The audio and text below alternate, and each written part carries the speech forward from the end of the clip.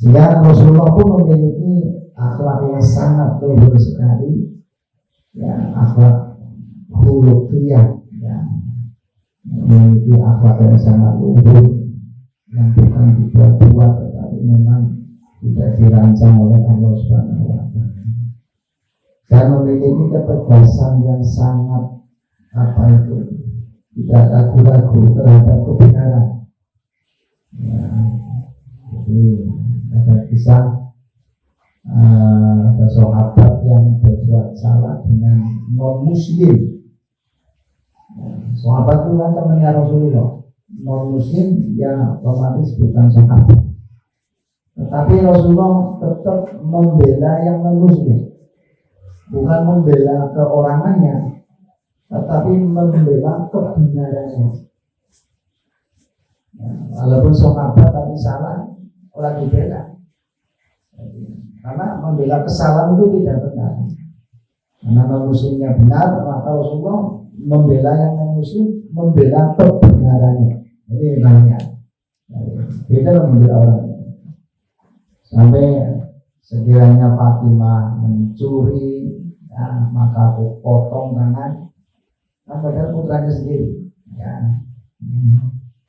Laukan Fatimah bintan Muhammad salafat laqatak yada.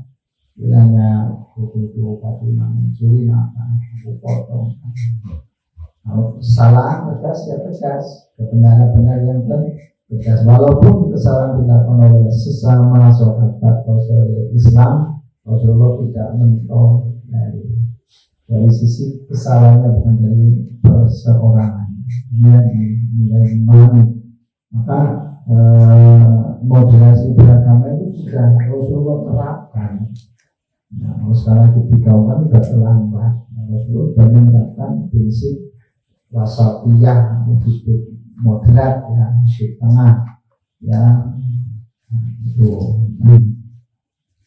Bahkan siapa yang menyakiti kami ini, ya, yang harus dilindungi, dijaga. Tapi kalau dihianati, disakiti, maka kan berhadapan denganku kelak di akhirat. Kan seperti itu. Dia telah melakukan perjanjian denganku kelak di akhirat. Nah, kita dituntut untuk hidup berdampingan dengan sesama walaupun tidak paham, tidak keyakinan, sepanjang tidak mengusik tentang keibadahan kita. Maka kita harus saling menghormati, menjaga dan mewujudkan kehidupan yang rukun dan harmonis.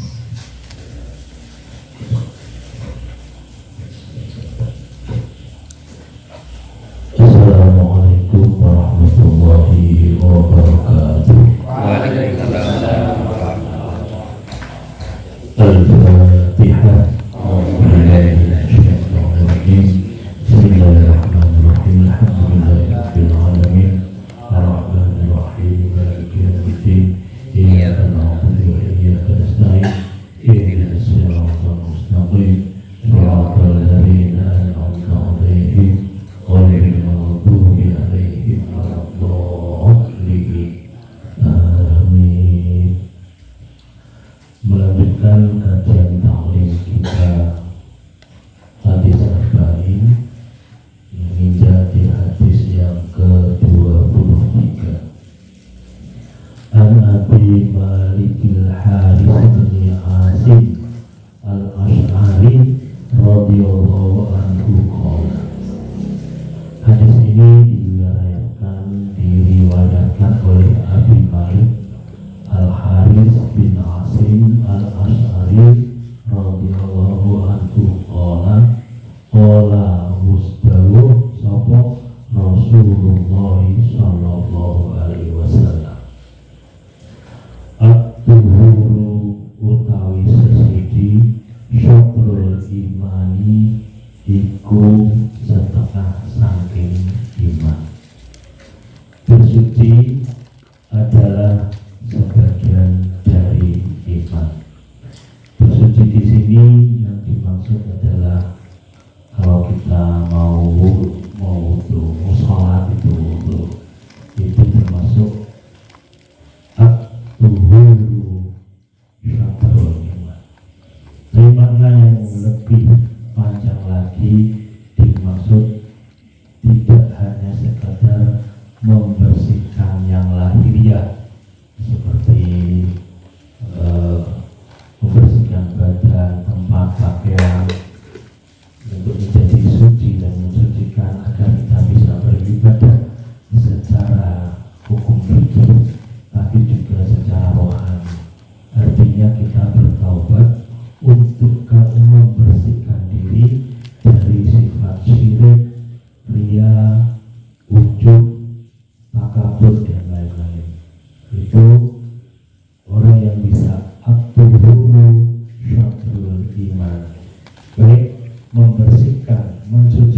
diri dari sifat lahiriah maupun batiniah itu adalah bagian dari iman. Walhamdulillah, dan lafaz alhamdulillah yang berarti segala puji lillahi itu kepunyaan Allah. Di sini disebutkan alhamdulillah utawi lafaz alhamdulillah tamlaul mizan. Nah, iku ngeboti timbangan. Jadi kalimat alhamdulillah itu membuat pahala kita itu semakin berat, amalia kita semakin berat kalau kita bisa mengucapkan alhamdulillah. Mestinya kita tidak hanya mengucapkan alhamdulillah saja, tapi harus bisa memaknai lebih dalam bahwa sesungguhnya tidak ada yang bisa dipuji kecuali hanya milik Allah semata. Kita harus yakini bahwa segala puji, segala kebaikan, segala kehebatan, segala kebersihan, segala apapun yang ada di dunia ini, bahkan sampai di akhirat besok, itu lillahi, kepunyaan Allah. Jadi kalimat ini memang sering kita ucapkan dari konteksnya kalau kita dapat rezeki atau dapat uang, alhamdulillah gitu. Tapi sebenarnya makna bahwa ini tidak hanya kalimat kita bersyukur, tapi memang kita yakini bahwa yang wajib, yang berhak mendapat pujian itu hanyalah Allah. Nah, di sini jadi semakin masuk akal kalau kita meyakini secara tauhid bahwa segala puja-puji itu hanya milik Allah. Selainnya itu tidak ada, maka tamlaul mizana itu sesungguhnya membuat berat amalia kita di dalam timbangan besok di akhirat. Selanjutnya wa subhanallahi walhamdulillahi tamlani au tamla'u ma baina samawati wal ardh. Wa subhanallahi walhamdulillahi, dan kalimat dan lafaz subhanallah walhamdulillah, artinya subhanallah maha suci Allah, walhamdulillah dan segala puji milik Allah, tamlani au tamla'u itu memenuhi ruangan ma baina samawati wal ardh, di antara langit dan bumi. Ini seperti yang kalau kita bakal mungkin tadi itu Rasulullah sallallahu alaihi wasallam kalimatani khafifatani bil lisan sakilatani bil mizan habibani rahman subhanallah wa bihamdihi subhanallahil adzim. Ternyata diambil dari hadis ini bahwa kalimat mensucikan subhanallah wa bihamdihi subhanallahil adzim itu kalimat yang dasar, kalimat yang khafifatani fil lisan, yang sangat ringan ya diucapkan oleh lisan, tapi sakilatani fil mizan, sangat berat timbangannya, dan habibani rahman, dan sangat dicintai orang-orang yang suka membaca tasbih tadi. Di sini dijelaskan memang ternyata kalimat tersebut luar biasa karena bisa memenuhi apa yang ada di antara langit dan bumi. Ini kan sungguh-sungguh luar biasa. Kita baca dengan subhanallah wa bihamdihi subhanallahil adzim. Sampai dianjurkan ya, hampir diwajibkan kalau wiridan setidaknya meskipun agak kesusu setelah sholat wajib itu setidaknya kita baca subhanallah 33 kali, alhamdulillah 33 kali, kemudian ini kisahnya juga menarik. Ini amaliyahnya orang-orang miskin katanya. Ketika orang miskin datang ke Nabi, ya Allah Nabi, kalau orang kaya itu bisa sedekah banyak sekali, kok saya nggak bisa seperti itu, mau dikasih amaliyah supaya saya punya nilai yang sama dengan sedekahnya orang-orang yang kaya tadi. Ya, berarti sholat baca tasbih, tahmid, dan takbir. Subhanallah, subhanallah, alhamdulillah, alhamdulillah, alhamdulillah, Allah Akbar, Allah Akbar. Ternyata orang kaya itu ngerti hadis ini, ikut diprotes lagi. Ya Allah, ya Rasulullah, ini orang kaya kok ikut ngamaliyah seperti ini, gimana? Ya sudah, bagianmu beda-beda, jangan iri sama orang kaya gitu. Intinya gitu. Jadi orang kaya ini menangan memang di dunia sama di akhirat besok, tapi yang sholih. Nah, wassalatu, dan sholat nurun, itu menjadi cahaya. Nah, sholat itu akan menjadi cahaya. Makanya kadang-kadang ada orang yang bisa ngerti ini orang yang lagi sholat atau tidak, itu kelihatan enak wajahnya dilihat itu. Sholat ini konon, tapi ya kita jangan seujuh, wah ini orang begitu ini ngasih sholat ini yang bersedekah, kali kan nggak pernah wudhu ya. Tapi untuk orang-orang yang di tingkat tertentu ada yang bisa lihat.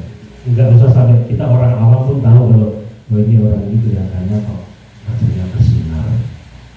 Nah, meskipun dapat orang-orang atau gimana, nggak tahu tulisannya itu bersinar. Nah, ini efek dari sholat. Sholat yang sesungguhnya itu nur bisa memberikan sinar. Nah, kira-kira sebenarnya yang jelas itu besok di akhirat itu kan umat Rasulullah akan tampak ketika mana bedanya umat Rasulullah sama tidak, ya cahaya wajahnya yang bercahaya itu karena wudhu, karena sholatnya itu menunjukkan ini cahaya. Kemudian was-shadaqatu burhanun. Sedekah itu menjadi burhan, itu bukti jelas, bukti jelas seterang matahari, apa ya, pokoknya keimanannya itu jelas. Sedekah itu burhanun.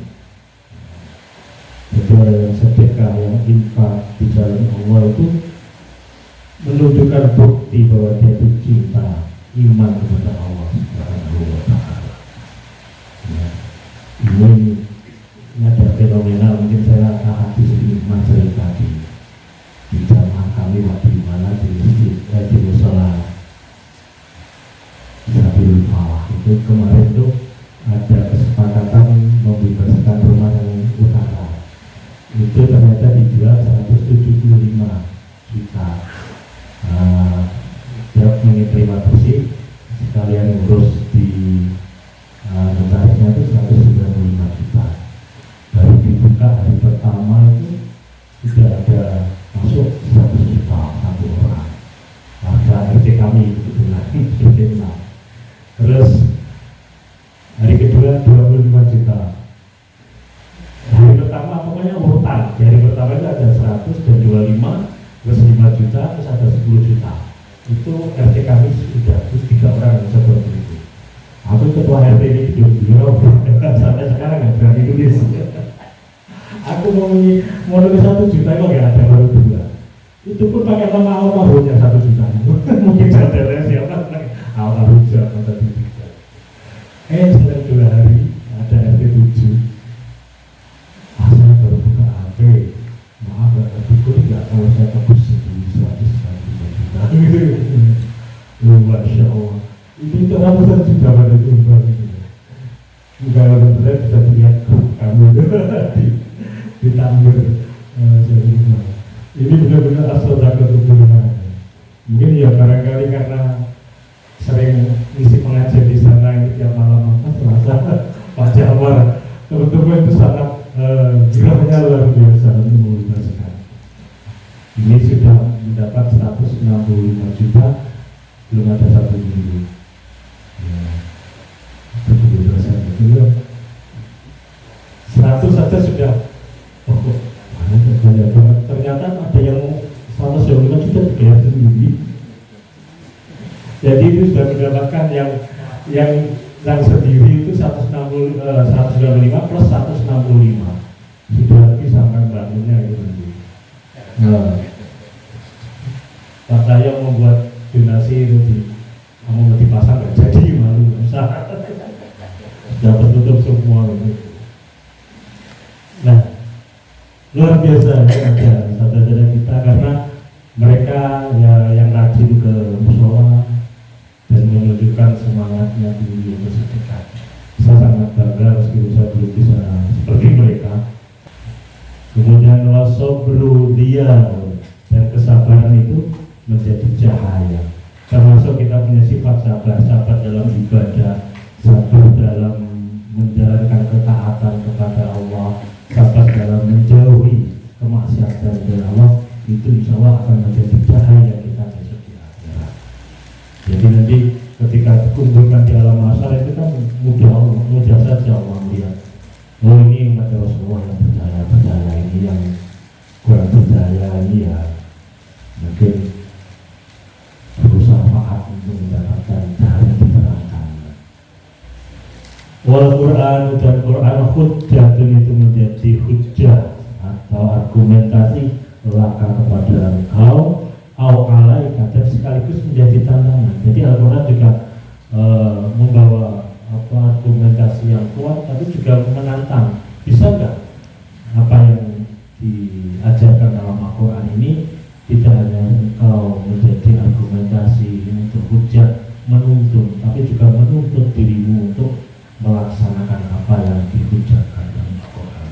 Itu maksud dari wal Qur'anu hujjatul laka au alaika. Termasuk kita selalu belajar di tafsir surah Yasin itu juga bagian dari kita mendapatkan hujjah, tapi juga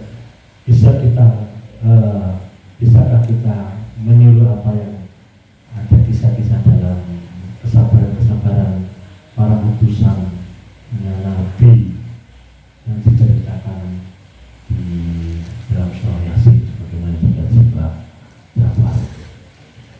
Kulun nasi yagdu dan saben-saben manusia yagdu itu berusaha faba'atun nafsahu yaitu dodolan nafsahu dirinya mentaruhkan dirinya jenenge wong dodolan famu tikuha mongko ana sing badi ana sing untung sapa wa aumu tikuha ana sing rugi.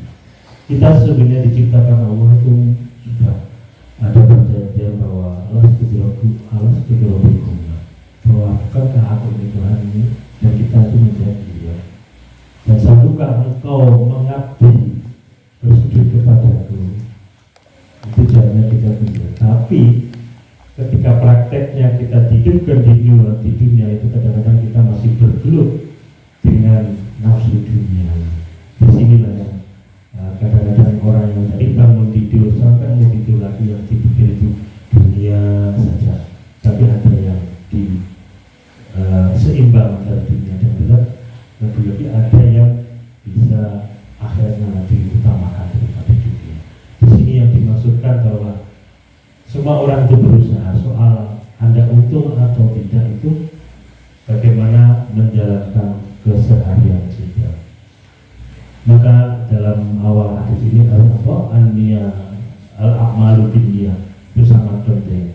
Kita mulai bangun tidur sampai aktivitas keseharian kita, kalau itu kita niatkan dalam rangka mencari ridho Allah, insya Allah kita termasuk bagi orang yang selalu menang. Sebagaimana bahwa hadis Nabi al-mu'minun, seorang mukmin itu dalam posisi hasanata dengan dua kebaikan pertama dia sudah melakukan apa yang kita kerjakan kebaikan ini, kemudian kita menuju kebaikan yang lain. Seperti contoh kita habis sholat isya menunggu untuk kajian malam Sabtu ini, kemudian nanti kita tidur pulang untuk menunggu waktu sholat tahajud, itu sholat tahajud kita menunggu lagi waktu subuh. Tapi itu selanjutnya bahwa kita selalu menunggu kebaikan setelah kita berbuat kebaikan. Itu adalah ciri-ciri mukmin sejati, adalah selalu diliputi kebaikan, baik yang telah dilaksanakan maupun yang akan dilaksanakan. Insya Allah mungkin ini termasuk kita famuktihuha, yaitu orang yang berusaha beramaliyah di dunia ini dalam rangka untuk mendapatkan keuntungan baik